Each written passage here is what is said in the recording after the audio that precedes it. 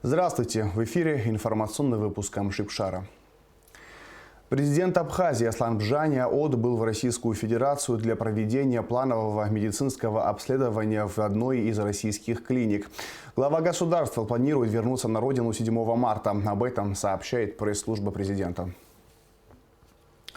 В Москве состоялась рабочая встреча министров иностранных дел Абхазии и России Дауракова и Сергея Лаврова, в рамках которой был подписан межведомственный план консультаций на 2021-2022 годы. Состоялся обстоятельный обмен мнениями по актуальным вопросам двусторонней повестки дня.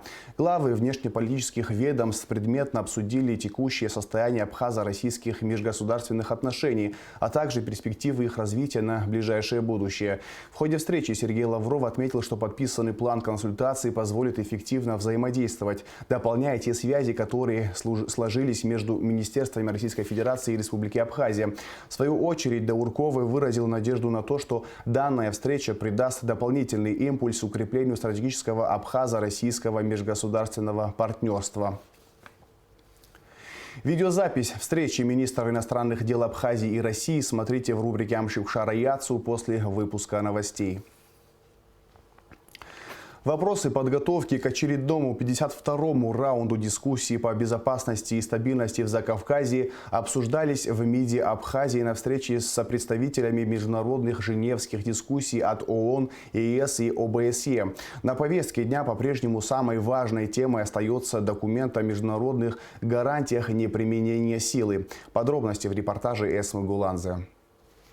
Обменявшись словами приветствия с председателями женевских дискуссий, замминистра иностранных дел республики Ираклий Тужба рассказал о ситуации в Абхазии, в частности в Галском районе.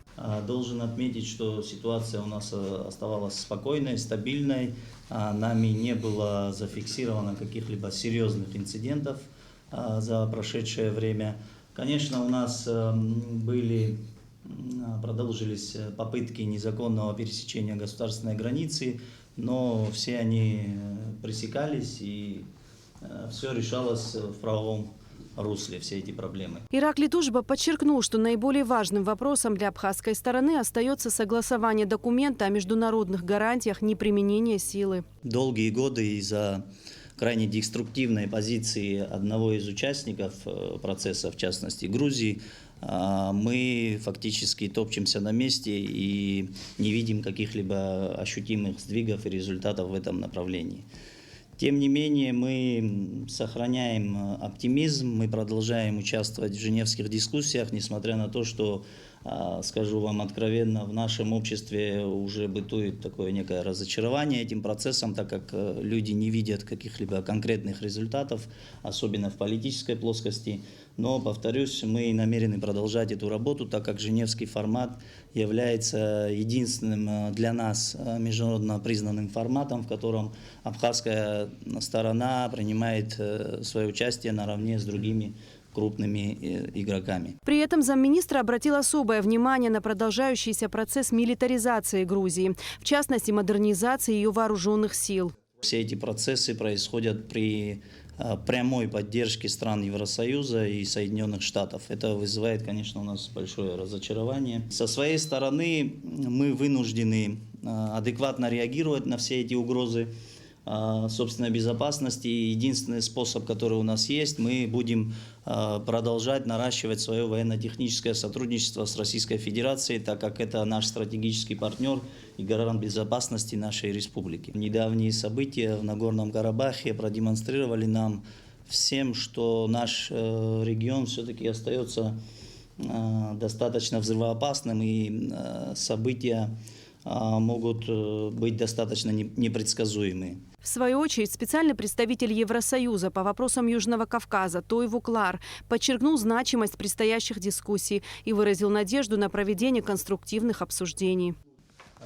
Это самая пандемия, которая повлияла на международные женевские дискуссии в значительной степени, сейчас все-таки сокращается в масштабах и позволит нам вернуться к регулярной и к привычной нам манере функционирования самих дискуссий. И Евросоюз был очень рад, что нам удалось профинансировать ряд проектов Организации Объединенных Наций, которые были здесь осуществлены, которые были направлены на борьбу с COVID-19. Нам действительно очень важно обсуждать весь спектр вопросов и все сферы, относящиеся к повестке дня международных женевских дискуссий, которые, конечно же, включают вопросы, связанные с безопасностью и гуманитарные вопросы. Международные женевские дискуссии проводятся с 2008 года и являются единственной площадкой для диалога представителей Абхазии и Южной Осетии с Грузией. Очередной 52-й раунд дискуссий состоится 24 и 25 марта. Эсма Голанзе, Тимур Гугохи, Абхазское телевидение. 3 марта премьер-министр Российской Федерации Михаил Мишустин отмечает юбилей. С 55-летием главу российского правительства поздравил президент Абхазии Аслан Бжаня. Высокий профессионализм, стратегическое мышление, глубокое погружение в проблематику и решительность снискали вам авторитет государственного деятеля, умеющего эффективно принимать самые сложные вызовы, говорится в поздравительном адресе. Аслан Бжаня выразил Михаилу Мишустину и правительству России благодарность за неоценимую и своевременную помощь, оказанную нашей стране в тяжелый период пандемии коронавирусной инфекции. Убежден, что с вашей помощью абхазо-российское сотрудничество будет активно развиваться по всем направлениям, отметил президент. Более недели в республике шли проверки воинских частей и подразделений оборонного ведомства страны. На завершающем этапе министр обороны Владимир Ануа посетил комендантскую роту генерального штаба, а также учебный центр и Сухумское высшее общевойсковое командное училище. Подводя итоги проверок, Владимир Ануа отметил высокий уровень подготовки военнослужащих абхазской армии. Министр также отметил, что продолжается сотрудничество между оборонными ведомствами Абхазии и России. По его словам, в марте из Генштаба Минобороны России в Сухум приедут высокопоставленные офицеры для обсуждения плана дальнейших совместных действий, направленных на укрепление боеготовности вооруженных сил двух стран. За прошедшие сутки тестирование на коронавирусную инфекцию проведено у 228 человек. Диагноз COVID-19 подтвержден у 47 из них. На данный момент в Гудаутской ЦРБ находятся на стационарном лечении 34 человека, 6 пациентов в тяжелом состоянии. В Сухумской инфекционной больнице 12 пациентов с подтвержденным диагнозом COVID-19, в Ачимчирской ЦРБ 4, в Скворчалской ЦРБ 3, в Гагрской ЦРБ 10. Общее число выявленных заболевших коронавирусом в Абхазии на сегодняшний день составляет 12 908 человек. Зарегистрировано 202 летальных случая. Выздоровели 12 387 человек. Оперативный штаб по защите населения от коронавирусной инфекции призывает граждан Абхазии соблюдать все необходимые меры предосторожности, чтобы избежать заражения. На 86-м году жизни в Москве скончалась заслуженный врач Абхазской АССР, кавалер ордена Ах-Запша 3-й степени Ирма Акиртава. В разные годы Ирма Николаевна была депутатом Верховного Совета Абхазии, членом комиссии народного контроля, работала в АГУ на кафедре военной медицины. Неоднократно участвовала в переговорах с представителями Грузии в 1992 году. Во время Отечественной войны народа Абхазии она осталась в Сухуме, так как в больнице были пациенты Абхазии, за которыми надо было ухаживать и лечить. В сентябре 1992 после того, как грузинские гвардейцы, разорив и ограбив ее дом, оставили повестку с приказом явиться в штаб, сумела вылететь в Москву. На следующий день после победы вернулась в Сухум и начала работать главврачом инфекционной больницы, возглавляла медицинский колледж. В 1998 году назначена председателем комиссии при президенте Абхазии по вопросам реабилитации жертв политических репрессий. В Сухумском государственном колледже открылись краткосрочные курсы по электроделу. Это стало возможным при поддержке программы ЕС ПРООН по улучшению профессионального технического образования в колледжах Абхазии. Репортаж Шазины Ханагу. Учащиеся Сухумского лицея-интерната стали первыми, кто принял участие в краткосрочных курсах по электроделу. Уже почти 2 десятилетия во всем мире, а с некоторых пор и в Абхазии работают над решением сложных энергетических проблем. Один из важных элементов проекта – подготовка квалифицированных кадров, способных работать с современными технологиями. Краткосрочные курсы программы Европейского Союза и ООН по улучшению среднепрофессионального образования в Абхазии поддерживает тренинги по новым образовательным методам и технологиям в секторе обучения энергетики. Сейчас наметились 3 основных компонента решения энергетической проблемы, которые можно использовать, в том числе реализуя программу в Абхазском Сухумском государственном колледже. Первое – это знания. Знания, которые позволяют эффективно работать с существующими технологиями, эффективно отрабатывать существующие возможности, чтобы они были наиболее эффективно задействованы. Второе – обновление технологической линейки, то есть поставка нового оборудования, поставка инновационного оборудования, развитие финансовых рычагов для того, чтобы решать энергетические проблемы. Опять-таки, для этого нужны глубокие знания в области энергетики.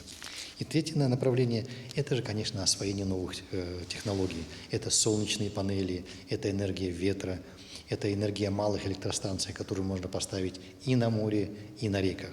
На первые краткосрочные курсы по электроделу было решено пригласить в виде эксперимента учащихся Сухумского лицея-интерната, чтобы по окончании школы они получили сертификат 2-го разряда для допуска к электричеству. Дети, которые закончат интернат, получат этот разряд, получат этот сертификат, уже с самого начала будут иметь возможность найти себя, реализовать на рынке труда, найти работу, причем имеет право работать на электрических линиях, на ремонте электрических, так сказать, установок, и уже могут зарабатывать и могут уже двигаться по жизни.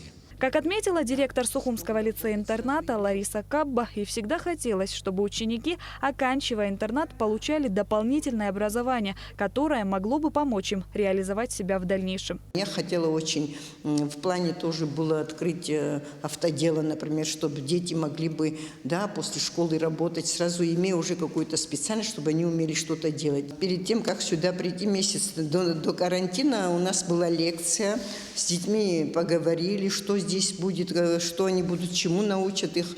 И дети с удовольствием написали заявление, что они хотят поучиться эти 2 месяца, получить специальность. Даниилу Думава 15 лет. Он, как и его друзья, впервые принимает участие в тренингах, направленных на улучшение среднепрофессионального образования в Абхазии. Дали нам в нашей школе такую возможность, чтобы мы поучаствовали в этом. У каждого класса спрашивали, меня заинтересовали эти лекции, я решил посетить их. Краткосрочные курсы по электроделу проводятся 2 раза в неделю по 2 часа каждое занятие. В ходе обучения студенты приобретают необходимые знания и навыки. В процессе нашего обучения всегда мы смотрели на студентов, смотрели, как они развиваются и хотят ли они получить то, что мы им даем.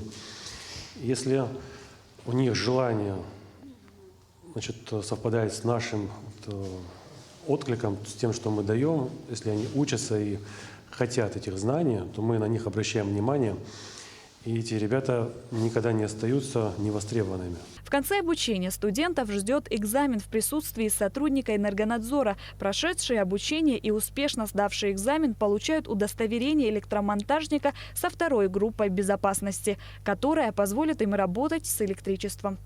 Шазина Ханагу, Тимур Гугохи, Абхазское телевидение. Подведены итоги первого этапа конкурса на лучшие проекты памятников 2-му президенту Сергею Багапш в Сухуми и Очимчире. Всего на рассмотрение Государственной монументальной комиссии были представлены 10 работ. 9 из них по благоустройству площади и установке памятников в столице и 1 на проект памятника в Очимчире. Решением комиссии проект памятника Сергею Багапш в Очимчире отклонен. В связи с этим будет объявлен новый конкурс. Во 2-й этап конкурса прошли 3 проекта по благоустройству площади имени Сергея Багапш и установке памятника в Сухуми. Но и эти проекты будут дорабатываться авторами. И уже во 2-м туре комиссия определит победителя. Безусловно, члены комиссии определили, что все 3 работы – это проект под номером 2, проект под номером 3 и проект под номером 9. Вот, определены 3 лучших, на взгляд членов комиссии проекта, которые будут уже дорабатываться. И уже во втором туре будет определена в ближайшее время дата заседания Государственной комиссии, где из этих 3 проектов будет уже выбран один проект. Есть ряд работ, по-настоящему замечательных работ, но при этом не была предусмотрена скульптура. И был проект по благоустройству площади, но без четкого описания скульптуры, памятника.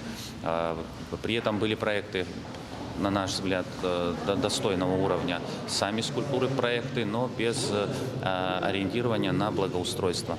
При этом нами будут сделаны рекомендации участникам конкурса, чтобы во втором туре они доработали свои проекты с учетом и проекта лучшего памятника, и благоустройства. В Центральном выставочном зале Союза художников Абхазии при поддержке Министерства культуры открылась выставка «Женский портрет». В экспозиции более 50 работ, созданных абхазскими художниками за последние 100 лет. Этими красочными картинами, на которых изображены женские образы прошлого и нынешнего столетия, в ближайшие несколько недель сможет полюбоваться каждый ценитель искусства. В экспозиции более 50 портретов, созданных художниками за последние 100 лет. Одна из картин, привлекшая внимание многих посетителей – «Полина». Это работа молодого художника, репатрианта из Сирии Жеткара Сандро. Это у меня просто знакомая. Вообще я ее писал, хотел попробовать просто эта техника баталь задним фоном. И просто она подошла, она знакомая для меня, и просто фото, мне казалось, что подойдет, и попробовал. Я люблю сам портреты писать, но, конечно, я сейчас учусь, я на 3-м курсе. Жеткар Сандро – студент Абхазского государственного университета по специальности ИЗО. Живет в Абхазии уже 8 лет. Серьезно заниматься живописью стал именно здесь. Папа тоже сам художник, возил меня на занятия, в свободное время. А так, на 3 года уже серьезно рисую, и учусь, и рисую. На выставке «Женский портрет» присутствовали и сами героини современных картин. Один из художников от Гурпилия изобразил свою сестру. Автор, мой брат от Гурпилия, на портрете я изображена. Расскажите, пожалуйста, смог ли он вас изобразить, смог ли он передать характер? В принципе, да. Женский портрет – один из самых старинных и востребованных жанров мирового искусства. В образах современниц художники каждый раз находят тайну, загадочность и индивидуальность. Стараются создать своеобразные композиции, совмещая цветовые решения и манеру, чтобы суметь передать характер женского образа на холсте. За каждым из этих портретов история. И, по мнению посетителей, авторам удалось передать ее и характер каждой героини. Выставка исключительная. Она отражает характеры женские. Понимаете, очень понравилось, что не просто похожесть, а именно глубина образа. И настолько понравились и детские портреты, и более возрастных женщин. Совершенно очаровательные женщины среднего возраста. Именно чувствуется их внутренняя жизнь, и она очень хорошо передана художникам. Хочется отметить талант художников, которые здесь свои работы выставили. Очень понравилась керамическая, там чашечка такая. Творчество художников тоже прекрасно, да, прекрасно женские лица. Многих, наверное, уже нет. Ежегодно Союз художников Абхазии проводит различные выставки. Однако в этом году кураторы мероприятия решили отойти от традиционной подачи материала и объединить все картины общей тематикой. Этой весной экспозицию решили посвятить именно женским портретам. Женский образ, женский портрет – это тема исследования, вечная тема в искусстве. И нам было интересно посмотреть, как будут в одном выставочном пространстве работать, сосуществовать работы разных художников, разных поколений. Вы видите, здесь представлены и работа Александра Шервашидзе, написанная в 20-е годы прошлого века, 40-е годы портрет Фишковой, работы Марины Эшба. У нас есть такая, она уникальна тем, что мы практически наблюдаем такую вот, ну не то чтобы эволюцию, да, а мы видим, какие на каждом этапе были не только изменения в каком-то таком вот эталоне женской красоты, да, но какие изменения были в жизни, какие были важные исторические события. Это первая выставка в Центральном выставочном зале после смягчения ограничительных мер. Посетить экспозицию может каждый желающий. Выставка в Центральном выставочном зале продлится до 25 марта. Кугут Савардани, Ильдар Дамиров, Абхазское телевидение. В Пицунде в здании местного дома культуры в торжественной обстановке открыли новый хореографический репетиционный зал. Это стало возможным благодаря поддержке программы развития ООН и местной администрации. Стоимость проекта составила порядка 1 миллиона рублей. Народным танцам здесь обучаются воспитанники детской хореографической студии Пицунда. Событие стало знаменательным для всех жителей города. Теперь их дети будут заниматься любимым делом в комфортных условиях. Хочу поздравить жителей города Пицунда с открытием танцевально-хореографического зала. Хочу выразить слова благодарности совместной программы Европейского Союза ПРООН за поддержку. Считаю, что одна из задач администрации – это развитие молодого поколения. Мы обязаны сегодня возрождать танцевальные залы, дома культуры, спортивные залы. Я вообще считаю, что вкладывая в развитие молодого поколения, мы вкладываем фундамент будущего. Для нас, горожан, это по-настоящему очень полезное событие. Это и по вопросам воспитания будущего поколения в первую очередь, потому что мы не можем детям дать чувство патриотизма, если они у нас ходят по улице, сидят на лавочках и проводят время. А когда есть вот такие залы, где есть основа патриотизма, народного танца, народного духа, вот тогда будет результат, который нам покажет это в будущем. Я большое спасибо хочу сказать от лица всех, в первую очередь нашей администрации, главе, замам, которые в наше непростое и очень тяжелое время нашли такие средства, чтобы этот зал сегодня появился, чтобы этот зал начал трудиться. И мы со своей стороны хотим приложить тоже также максимум усилий, чтобы он работал в полной мере, в полном объеме. Культурно-благотворительный фонд Ашана открывает сбор средств на лечение полуторагодовалой Полины Матасян со страшным диагнозом гидроцефалия. Малышке необходимо провести срочное хирургическое лечение. Стоимость операции в детском городском многопрофильном клиническом центре высоких медицинских технологий в Санкт-Петербурге составляет 223 тысячи рублей. Подробности в репортаже Сарии Кварацхели. Маленькой голубоглазой Полине Матасян всего 1,5 года. А переносит она совсем не детские страдания. С первых дней жизни малышка ведет борьбу со страшной болезнью под названием гидроцефалия. Это скопление лишней спинномозговой жидкости в желудочках внутри головного мозга. Патология развития головного мозга у девочки была выявлена в возрасте 2,5 месяцев. Уже тогда был отмечен ускоренный рост головы. Впервые семья Матасян обратилась за помощью в конце 2019 года. Тогда фонд оперативно отреагировал и направил малышку на обследование в краевую детскую клиническую больницу города Краснодар. Тогда и был поставлен основной диагноз гидроцефалия и сопутствующие диагнозы, однако необходимости в оперативном лечении тогда не было. Но по мере роста и развития девочки состояние ее стало ухудшаться, размеры диаметра головы стали увеличиваться. В настоящее время девочка находится в плохом состоянии, состояние ее тяжелое. В чем оно заключается? Она практически ночью не спит, она задыхается, тошнота, невыносимые боли у ребенка и судорожные состояния. Помимо всего этого, малышка отстает в развитии. Она не может самостоятельно держать голову. Большую часть времени она проводит на руках мамы, либо на кровати. Маленькая Полина уже находится в детском многопрофильном медицинском центре Санкт-Петербурга и ждет нашей с вами помощи. Обследование сделали. Надо ставить шум. Прошу о вас помощи, помогите. Кто что как может. Спасибо за вашу помощь, внимание.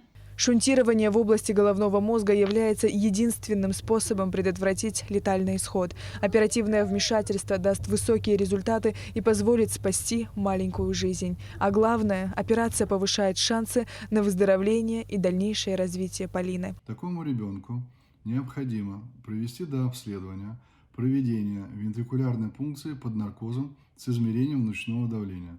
Если ребенку операцию не провести, то у него будет продолжаться прогрессирующий рост окружности головы и может наступить, возможно, даже летальный исход. Стоимость операции Полины в детском городском многопрофильном клиническом центре высоких медицинских технологий в Санкт-Петербурге 223 200 рублей. Сумма для семьи Матасян неподъемная. У них нет возможности самостоятельно оплатить лечение доченьки. Обращаюсь ко всем, кто смотрит этот репортаж, ко всем, кто читает новости на сайте фонда, на страницах фонда в социальных сетях, не проходить мимо беды семьи Матасян, оказать посильную помощь. Даже рубль – это много, когда нас много. Даже одно отправленное вами СМС-сообщение может стать ключевым в сборе необходимой суммы. Самый легкий и доступный способ помочь Полине Матасян – отправить СМС со словом «Добро» на короткий номер 5050. О других способах пожертвований можно узнать на официальном сайте КБФ Ашана. Сария Кварацхеля, Алексей Баструков, Абхазское телевидение. Сухумский водоканал сообщает, что в связи с подключением нового водопровода по улице Джонуа 4 марта с полуночи до 23 часов будет прекращена подача воды во всех районах столицы, кроме турбазы. И в завершении выпуска о погоде. По сообщению синоптиков, в четверг, 4 марта в Абхазии ожидается переменная облачность. В первой половине дня возможен небольшой дождь. Температура воздуха ночью -2, +2, днем +1, +6 градусов. Температура морской воды +10 градусов.